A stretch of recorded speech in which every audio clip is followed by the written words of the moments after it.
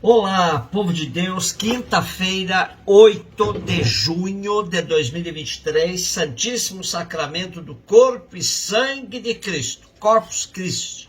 Nossa reflexão de hoje é a partir de Deuteronômio 8, de 2 a 3 e 14b a 16a, 1 Coríntios 10, de 16 a 17 e João 6, 51 e 58. Moisés falou ao povo dizendo: lembra-te de todo o caminho por onde o Senhor teu Deus te conduziu, esses 40 anos no deserto, para te humilhar e te pôr à prova, para saber o que tinhas no teu coração e para ver se observarias ou não os seus mandamentos. Ele te humilhou, fazendo-te passar fome, alimentando-te com o maná que nem tu nem teus pais conhecieis, para te mostrar que nem só de pão vive o homem, mas de toda palavra que sai da boca do Senhor. Não te esqueças do Senhor teu Deus, que te fez sair do Egito, da casa da escravidão, e que foi teu guia no vasto e terrível deserto, onde havia serpentes abrasadoras, escorpiões e uma terra árida e sem água nenhuma. Foi ele que fez jorrar água para ti da pedra duríssima e te alimentou no deserto com maná que teus pais não conheciam. Deuteronômio significa literalmente segunda lei. O livro trata de uma representação e adaptação da lei em vista da vida de Israel na terra prometida. Hoje vemos Moisés cobrando do povo a memória de tudo que Deus fez na vida dele. Nunca é demais chamar a atenção para a maneira que o povo de Deus tinha para relatar seu relacionamento com Deus. Atribuíam a Deus sentimentos e comportamentos humanos. Por isso, nesta leitura de hoje, Moisés diz ao povo que Deus o humilhou para pô-lo à prova. Ora, esse comportamento é nosso. Nós é que vivemos colocando uns aos outros à prova. Deus não precisa disso. Esse é um método humano, nosso. Moisés usa desse recurso para fazer a memória da libertação que Deus fez junto ao seu povo. Assim ele contrapôs fome e abundância, maná, sede e água abundante, deserto e terra fértil. Essa pedagogia de Moisés ajudava o povo a manter viva a memória do Deus libertador em momentos de provação. Há quem não saiba viver com autenticidade o momento da cruz e se esqueça de todo o bem que Deus já fez. Por isso, contra a tentação do esquecimento, o melhor remédio é ativar a memória. Povo sem memória é povo sem história. 1 Coríntios 10, 16 a 17. Irmãos, o cálice da bênção, o cálice que abençoamos, não é comunhão com o sangue de Cristo? E o pão que partimos não é comunhão com o corpo de Cristo? Porque há um só pão, nós todos somos um só corpo, pois todos participamos deste único pão. Paulo aos Coríntios alerta que a ceia eucarística não é a mesma coisa que os banquetes onde se serviam as carnes imoladas aos ídolos. Jesus não é um ídolo a mais no panteão grego. Participar da refeição eucarística implica no compromisso da busca da unidade, pois há um só pão e um só corpo. Daí que participar do culto é entrar em comunhão com a divindade cultuada, e a celebração eucarística nos coloca em perfeita sintonia com nosso Senhor Jesus Cristo por meio das espécies do pão e do vinho, mas também em relação aos nossos irmãos com quem temos a missão de formarmos um só corpo.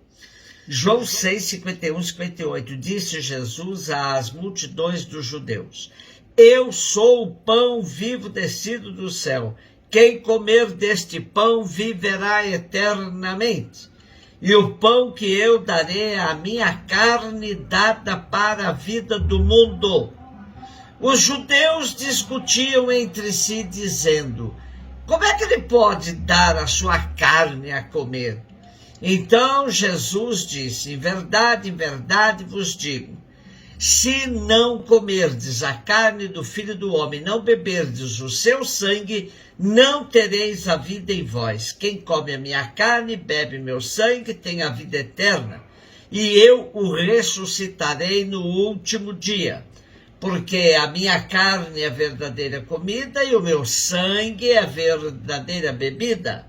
Quem come a minha carne e bebe o meu sangue permanece em mim e eu nele. Como o Pai que vive me enviou e eu vivo por causa do Pai, assim aquele que me recebe como alimento viverá por causa de mim. Esse é o pão que desceu do céu. Não é como aquele que os vossos pais comeram, eles morreram. Aquele que come este pão viverá para sempre.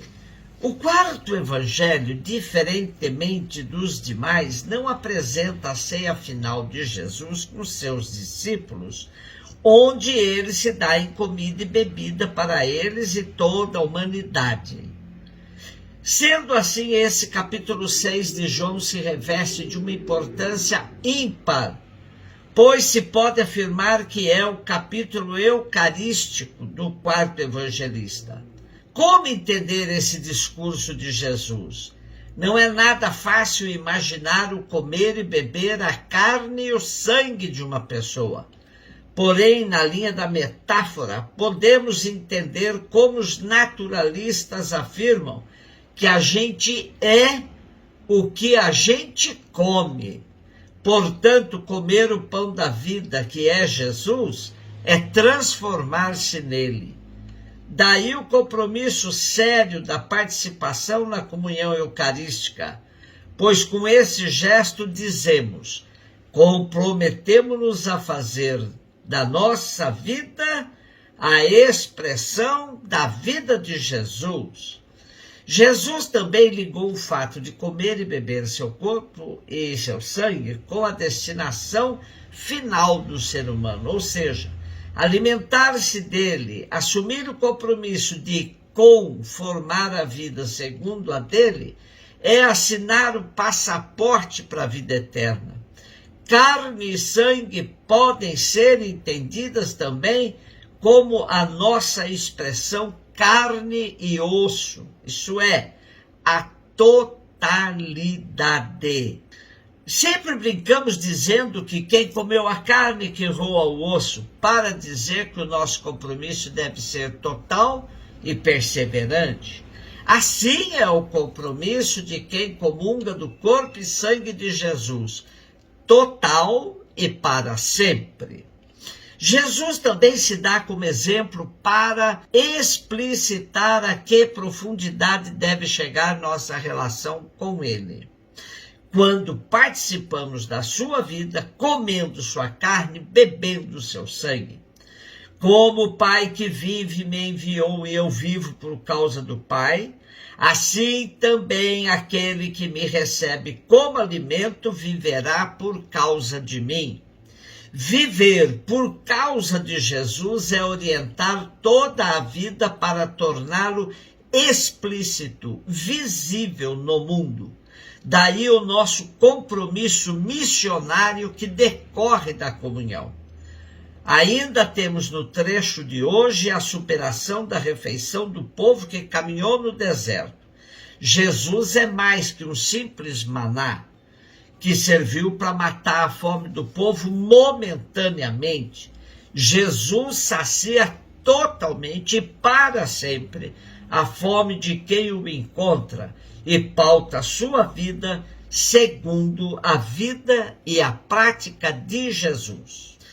A solenidade de Corpus Christi que hoje celebramos teve sua origem no século XIII, quando Santa Juliana de Montcornillon monja agostiniana de Liege, teve um sonho.